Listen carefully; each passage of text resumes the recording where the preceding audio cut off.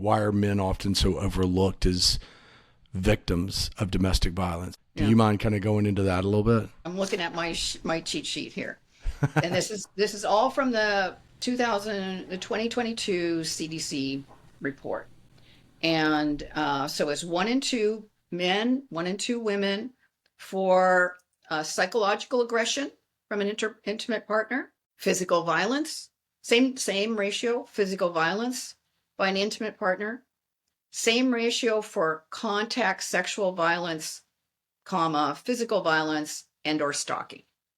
So Same. 50%. 50% lifetime.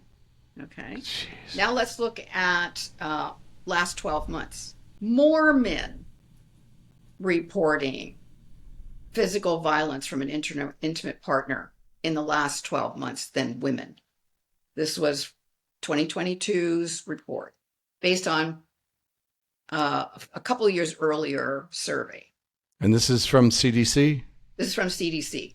Okay. So it was 1 in 22 women, 1 in 18 men the last year. And then, people want to excuse it away and say, well, it's not as bad. It's not as severe. But the same report, severe physical violence in the last year, 1 in 33 for men, same for women. So this is happening.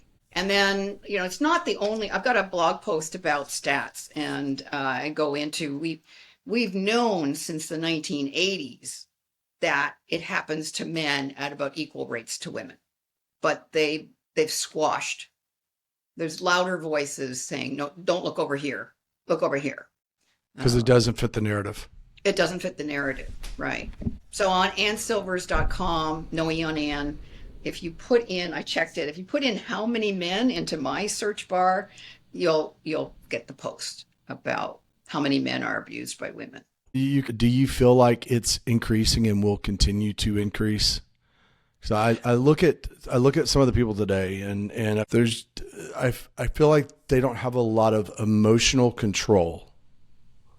You see that whether it's and also coping skills as well. Which is, why I wrote my most recent book, which is called Building Skills to Up-Level Life, and it's emotional relationship skills, and it's a workbook. Because I think that a key to better personal life and relationships and even healthier communities is emotional intelligence. There's skill to be gained there, and it could make a lot of positive changes. That makes sense. So let me ask you this. So a man is in, and this can happen to any man. It doesn't have to be, some 110-pound weakling. I know one guy who's 6'4", 6'5", probably when it was happening, he's probably a little bit larger now. But when it was happening, he was in really good shape and was probably about 220. And the person that was abusing him was maybe 5'2", 110 pounds, dripping wet. So it can happen to all men. So because there's ways that women can overcome size disadvantage, and I have a blog post about this also. And there's 5 ways, and of course I cover it in the book. But one way is that we do a good job of training guys from boyhood. Don't hit girls. Right. Now, unfortunately, we're not doing the parallel for girls. We're not teaching girls don't hit boys, don't hit your partner, and that's what it should be. Don't hit is some teaching. Females can take advantage of the don't hit girls, and so that can be one reason why a small woman can get away with hitting. I've worked with lots of big guys who have been pounded on by women, kicked, choked, all kinds of things. And they relied on that he won't hit her. One man put his hands in his back pockets so he would not hit back. He tried to hide one time under the kids' bunk beds and couldn't fit underneath, trying to get away from her.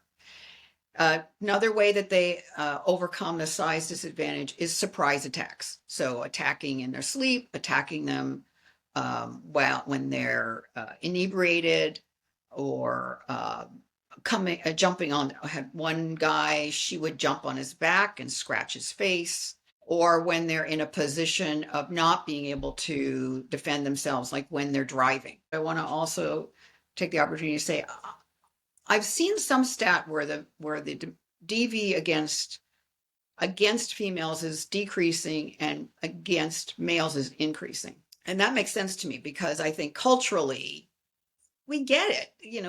Men should not be hitting women. We get Mm-hmm. it. We've been talking about this for 50 Oh, years. I've pounded it in my son's head. I mean, Yeah. they know you don't. So it's also important to train your boys. Don't take it Mm-hmm. from a woman either. Like, it's not that, I mean, and so then there's a whole plan around what do you do if this happens, because you can't just simply fight back.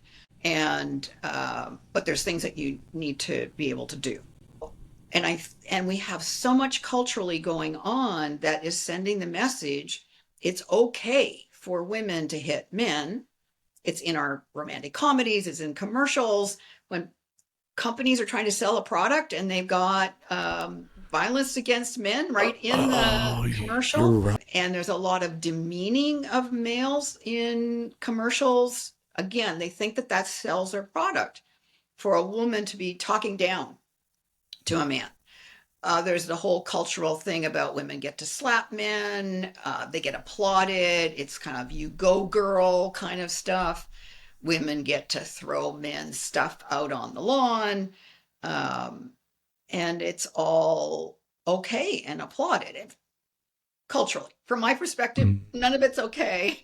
None of it should be applauded, No, it's not. and it shouldn't be laughed at. It's not funny. Hey, thanks for watching. And if you like the video, hit that thumbs up button. And if you'd like to see similar videos, be sure to hit that subscribe button. Thanks again.